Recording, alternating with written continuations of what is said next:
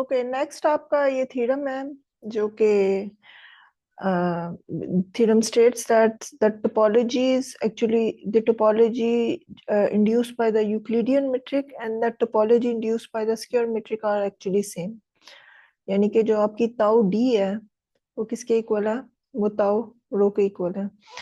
और ये टोपोलॉजी जो है ये टोपोलॉजी इंड्यूस हो रही है यूक्लिडियन मेट्रिक से और ये जो है this is induced by the square metric. अच्छा, इसको प्रूव करने के लिए मैं कंपैरिजन लेमा यूज करूंगी। अब कंपैरिजन लेमा क्या था आपका? कंपैरिजन लेमा ये था कि अच्छा, ये पहले ज़हन में रखें कि अगर मैं पहले ये प्रूव कर दूं कि ताऊ डी जो है वो फाइनर है ताऊ रो से। फाइनर टोपोलॉजी, ये जो जो वीकर टोपोलॉजी है वो सबसेट होगी फाइनर टोपोलॉजी का। सो ताऊ D is finer than tau rho. So this is equivalent to say that ये इक्विवेलेंट है। कंपैरिजन लेमा ये कहता है कि if I take any x belongs to x R n, क्योंकि यहाँ पे जो आपकी मेट्रिक है वो आर एन है, and if I take any x belongs to R n and epsilon is positive, there exists a delta, this is positive, such that चूंकि ये वीकर है इससे ये स्ट्रोंगर है, x belongs to b, ये ball जो होगी ये यूक्लिडियन टोपोलॉजी की होगी जो स्ट्रोंगर होगी।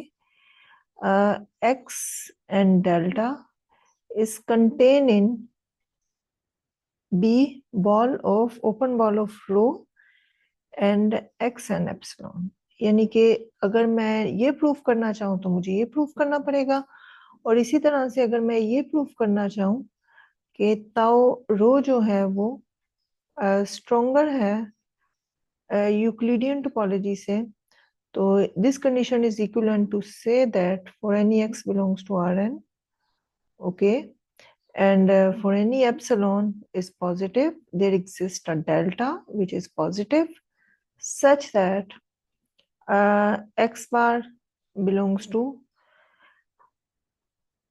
b। इस केस में रो आपकी, क्योंकि जो स्ट्रॉन्गर टोपोलॉजी है x and delta is contain in b, जो आपकी वीकर टोपोलॉजी होगी, सॉरी इस केस में आपकी ये है, ओके, ये जो चीज है ये आपकी ये ये ये आपकी जो है ये यहाँ पे ये आपकी डी है, ठीक है। So this is contain in B D x bar and epsilon. So आपने ये दोनों कंडीशंस प्रूफ करनी है।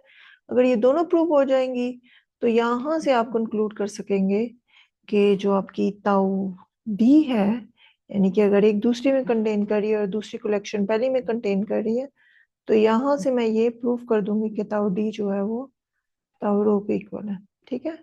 और इसको प्रूफ करने के लिए अगर आप देखें तो लास्ट लेमा जो आपने किया था इनइक्वालिटीज का, वो क्या था आपका? For any x bar and y bar, inequality of the Euclidean metric and the square metric is for any x bar for any points in Rn, ठीक है। this inequality hold, this is rho of x bar and y bar is less than equal to d of x bar and y bar, and this is contained in square root of n rho of x bar and y bar। सो अगर मैं फर्ज करें कि x को x लेती हूँ Rn में से, और मेरी एक बॉल है b, एक बॉल मैं बनाती हूँ b d this and epsilon, और मैं एक एप्सिलॉन चूज करती हूँ, ठीक है। तो एक बॉल मेरी होगी, सो इसमें वो y होंगे जिनका whose distance to x bar is less than epsilon with respect to the Euclidean metric, और इसी तरह से b रो ऑफ x बार और एप्सिलॉन में basically consisting of all those points, sorry यहाँ पे जो आपका एक्स है वो आर एन है, ये ज़हन में रखें। आर एन एक्स नहीं है, आर एन है आपका। मैं यहाँ पे इसको क्लियर कर देती हूँ, ठीक है। ओके, सो ये जो है ये आपका आर एन है। Okay, such that the rho of X bar and Y bar is less than epsilon, ठीक है। अब आपके पास ये कंडीशन है, इसको मैं इक्वेशन 1 का नाम दे देती हूँ, ठीक है।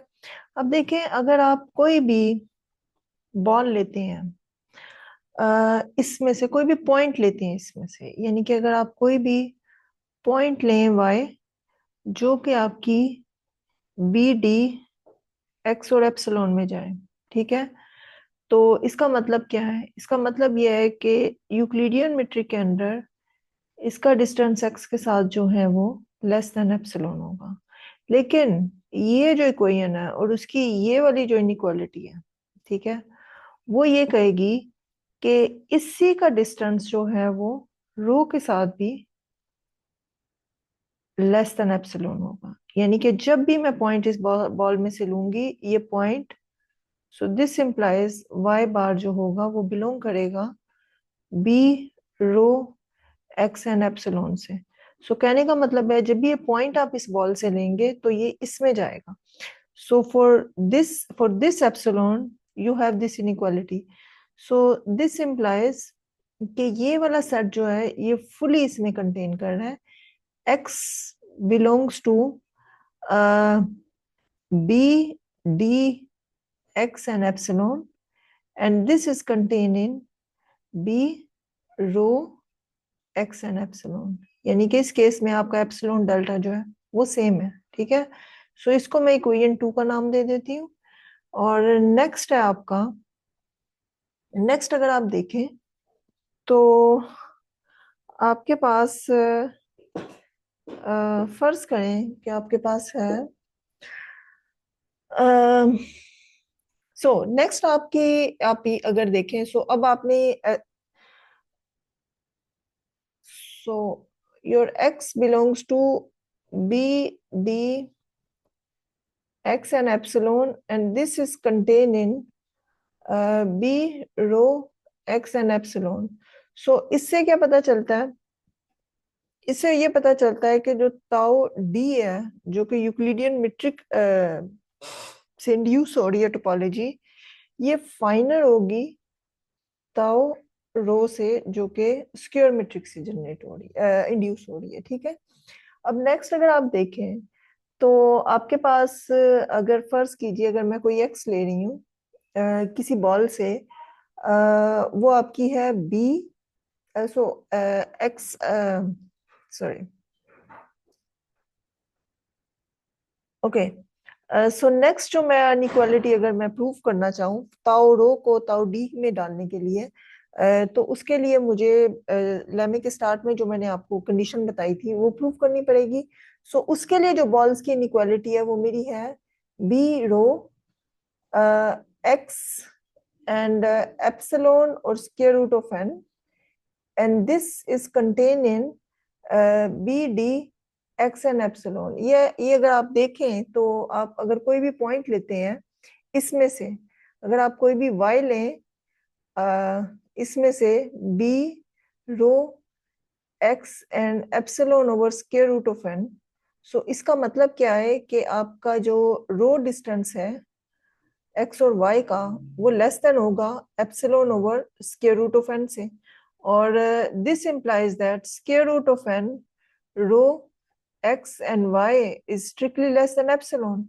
लेकिन आप अगर अपनी इक्वालिटी 1 देखें तो इसमें क्या है कि डी एक्स और वाई जो है वो लेस देन है इस कंडीशन से, ठीक है। ये जो आप जो सेकेंड वाला ये वाली इनइक्वालिटी देखें, सो यहां से आपको पता चलेगा कि, so this implies D X and Y bar is less than epsilon. यानी आप कोई भी y अगर इसमें से लेंगे तो y जो है y belongs to B D X and epsilon, ठीक है। So this implies for x belongs to B rho X bar epsilon by square root of N, ठीक है। So this is contain in B D X and epsilon, यानी आप कोई भी epsilon लें तो इसके कोरस्पॉन्डिंगली जो आपको डेल्टा मिलेगा वो epsilon over square root of N मिलेगा, ठीक है। यानी कंडीशन में यही थी ना, for any X and any epsilon you always get an delta. पहले केस में अगर आप एप्सिलॉन चूज करते हैं तो उसके कोरस्पॉन्डिंगली जो आपको डेल्टा मिलता है वो आपका एप्सिलॉन ही होता है। दूसरे केस में अगर आप एप्सिलॉन चूज करते हैं तो जो आपको डेल्टा मिलता है वो epsilon over square root of n मिलता है, such that this inequality hold. So ये अगर आप इक्वेशन नंबर 3 का इसको नाम दे दें तो यहां से आप क्या कंक्लूड करते हैं इक्वेशन 3 से, कि आपका जो ताओ रो है वो finer topology as compare to tau tau D. और यहाँ से आपने प्रीवियसली प्रूव किया है कि ताओ जो यूक्लिडियन मेट्रिक के अंडर टोपोलॉजी है, जो यूक्लिडियन टोपोलॉजी है वो फाइनर है स्क्वायर टोपोलॉजी से। सो दोनों को अगर मैं इक्वेट कर दूं तो आपकी कंडीशन बनेगी, so equating, so you get tau rho is equal to tau D.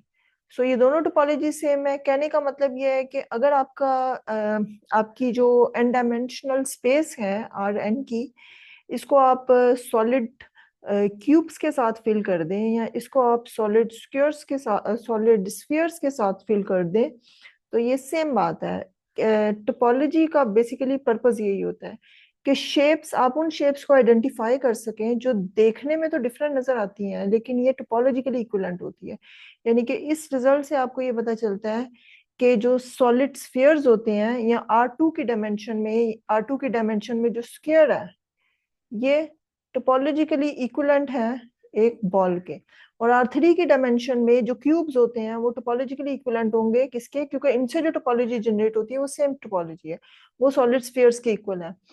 इसी तरह से अक्सर लोग कहते हैं कि एक्चुअली इसके पीछे ये बात है कि अक्सर लोग कहते हैं कि किस तरह से डोनट और कॉफी मग जो है वो सेम नजर आते हैं। तो अगर एक टोपोलॉजिस्ट है वो अगर देखता है तो उसे डोनट में भी एक होल नजर आता है और उसे कॉफी मग में भी एक होल नजर आता है, तो वो डोनट को डिफॉर्म करके कॉफी मग में कन्वर्ट कर सकता है और इसी तरह से कॉफी मग को विदाउट ब्रेक किए, ब्रेक करने का मतलब ये है कि आप कॉन्टिन्यूटी को चेंज, कॉन्टिन्यूटी आपकी डिस्टर्ब हो जाती है, ठीक है।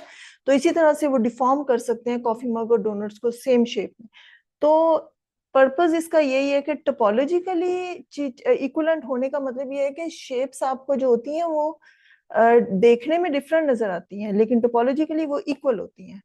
सो यहाँ पे ये है। अच्छा, अब नेक्स्ट लेमे में नेक्स्ट जो आपका रिजल्ट होगा उसमें मैं ये प्रूव करूंगी कि ये जो यूक्लिडियन मेट्रिक है और ये जो आपकी स्क्वायर मेट्रिक है, इससे जो टोपोलॉजी जनरेट होती है वो टोपोलॉजी एक्चुअली कौन सी है।